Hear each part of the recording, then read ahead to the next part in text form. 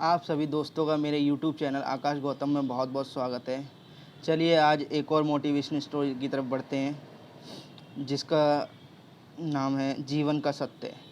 क्यों पढ़े? क्या आपने कभी सोचा है कि मेरे इस मानवीय जीवन का क्या अस्तित्व है? मेरे लिए इस मानव जीवन और ईश्वर की अनमोल देन है, क्या उसकी महत्वता है? क्या आपने कभी अपने गहराई से जानने का कोशिश किया है, समझने का प्रयास किया है? मानवीय तौर पे कहा जाए तो हम जीवन को सिर्फ अपनी ज़रूरतों को पूरा करते करते व्यतीत कर देते हैं।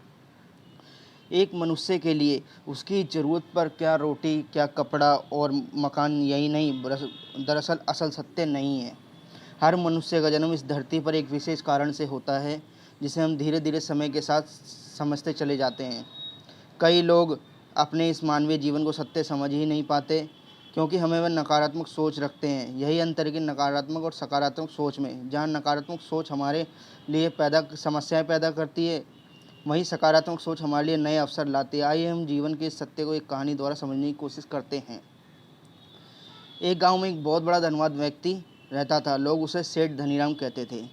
उस सेठ के पास प्रचुर मात्रा में धन संपत्ति थी, जिसके कारण उसके सगे संबंधी, रिश्तेदार, भाई बहन हमेशा उसे घेरते रहते थे। वे उन्हीं के राग अलापते रहते थे। सेठ भी उन सभी लोगों की काफ़ी मदद करता था, ताकि अचानक कुछ समय बाद सेठ को भयंकर रोग लग गया। इस भयंकर बीमारी का सेठ ने बहुत उपचार करवाए, लेकिन इलाज ना हो सका। आखिरकार सेठ की मृत्यु हो गई। यमदूत उस सेठ को अपने साथ ले जाने के लिए आ गए। जैसे ही यमदूत सेठ को ले जाने के लिए लगे, तभी सेठ थोड़ी दूर जाकर यमदूतों से प्रार्थना करने लगे कि मुझे थोड़ा सा समय दे दो, मैं लौटकर तुरंत आता हूँ। दूतों ने उसे अनुमति दे दी। सेठ लौटकर आया, चारों ओर नजरें घुमाई और वापस यमदूतों के पास आकर बोला, शीघ्र चलिए। यमदूत इसे प्रकार साथ चलने के लिए तैयार देखकर चकित रह गए और सेठ ने इसका कारण पूछा।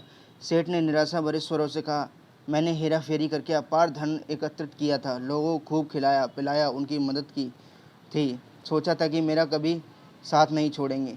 अब जब मैं इस दुनिया को सदा के लिए छोड़ रहा हूँ, तो वे सब बदल गए। मेरे लिए दुखी होने के बजाय ये सभी मेरी संपत्ति को बांटने की योजना बनाने लगे हैं।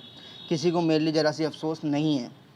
सेठ की बात सुनकर यमदूत बोले, इस संसार में प्राणी अकेला ही आता है और अकेला ही जाता है। इंसान जो भी अच्छा या बुरा कर्म करता है, उसे इसका परिणाम स्वयं ही भुगतना पड़ता है। हर प्राणी सत्य को समझता तो देर से। जीवन की सीख, हम इस बात को अपने जीवन में देख रहे हैं। लोग जीवन के सत्य को भूलकर मानव द्वारा बनाए गए जाल में, लालच में, रुपया पैसा बुराई आदि तले दबे चले जा रहे हैं।